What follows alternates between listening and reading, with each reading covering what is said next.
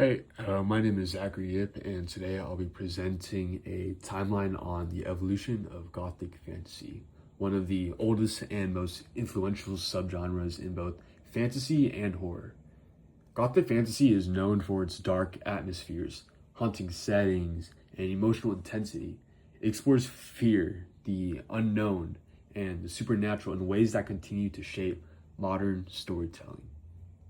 In this presentation, I'll trace the development of Gothic fantasy from the 18th century to the present day, highlighting major works that transform the genre.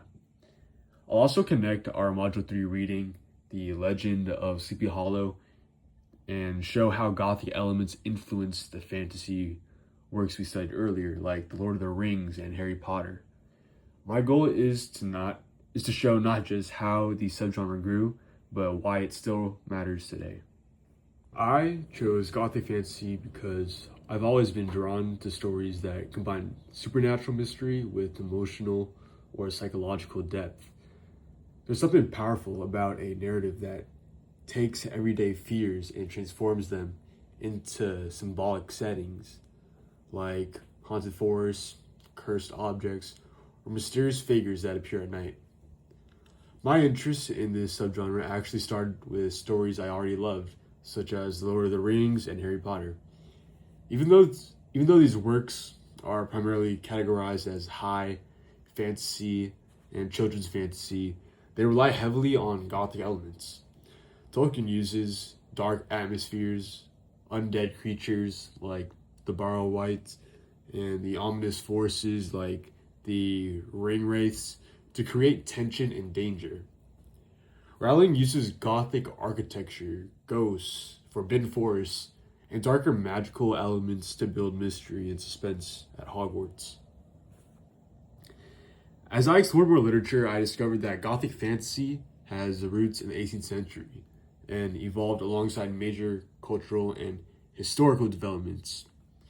The subgenre fits into the larger world of fantasy and science fiction because it uses supernatural elements to explore deeper questions about fear, morality, identity, and the unknown.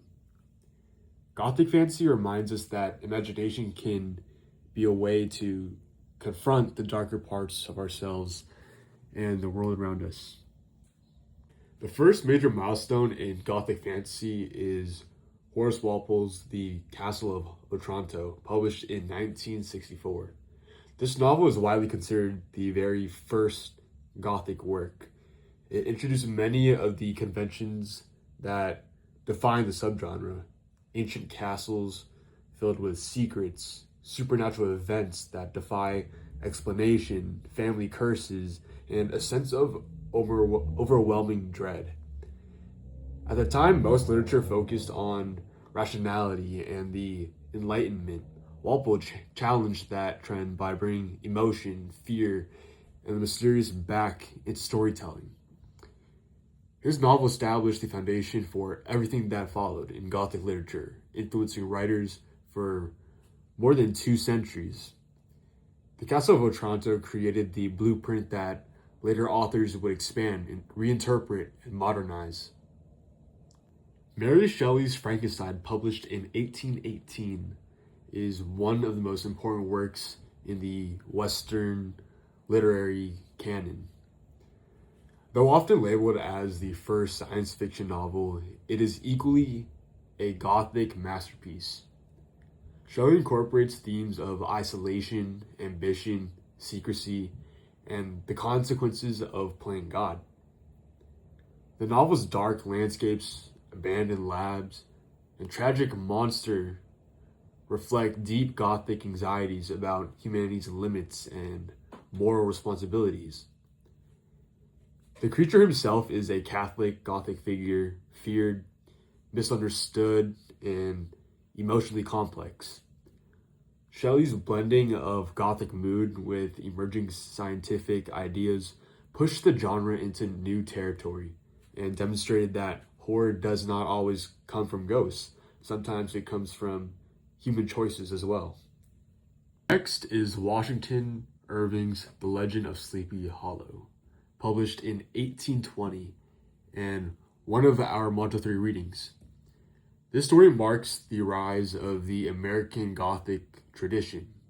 While earlier Gothic tales took place in medieval castles or European ruins, Irving shifted the setting to the quiet countryside of New York.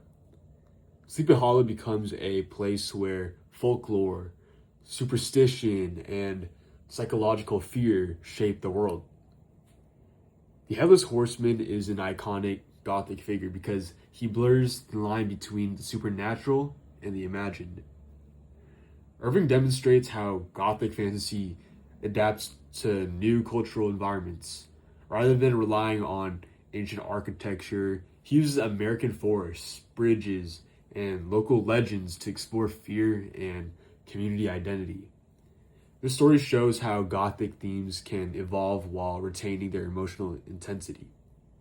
Bram Stoker's Dracula, published in 1897, represents the turning point in Gothic fantasy. Stoker created one of the most famous supernatural villains in literary history, and the novel explores anxieties surrounding sexuality, disease, immigration, and modernity. Dracula blends traditional Gothic elements such as castles, darkness, and ancient curses with new technology like telegrams and blood transfusions. This contrast symbolizes a world caught between the past and the modern era. Stoker's use of multiple narrative perspectives also creates suspense and gives the story psychological depth. The vampire myth as we know it today exists largely because of this novel, making Dracula essential to the evolution of the Gothic.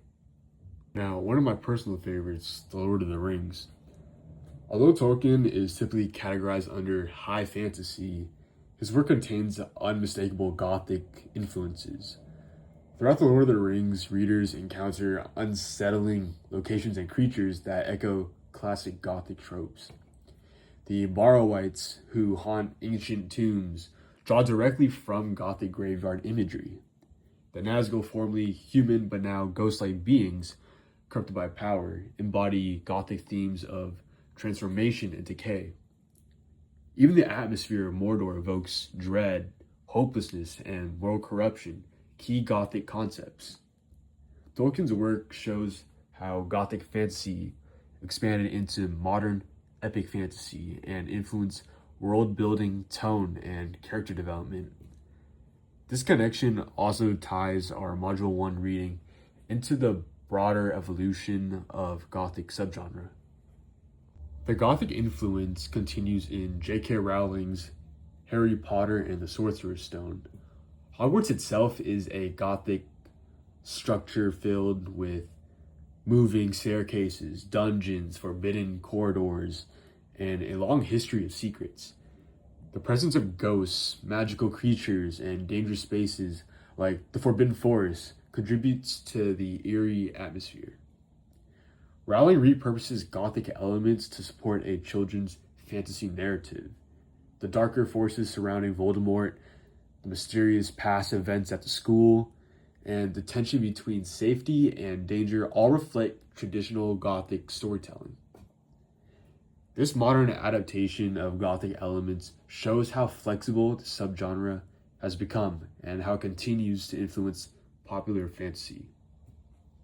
Gothic fantasy continues to matter because it provides a symbolic way to explore fear, uncertainty, and the complexities of human emotion. It allows us to face the unknown through metaphor, whether that unknown is a ghost, a monster, a moral choice, or a personal struggle. This subgenre also connects strongly to the hero's journey. In many Gothic narratives, the true conflict occurs inside the character's mind or heart. Characters must confront their internal shadows before they can overcome external threats. Gothic fantasy also raises important questions about representation, who gets labeled a monster, who is misunderstood, how do cultural fears shape the stories we tell. Gothic tales often reveal anxieties about identity, power, and social norms, but they also invite reinterpretation and empathy.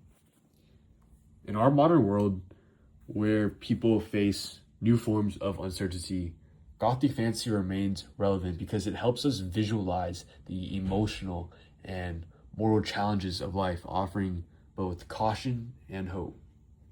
These are my sources that I use that inform my presentation, and they include foundational Gothic texts to maybe just the pictures and the slides. And thank you for listening.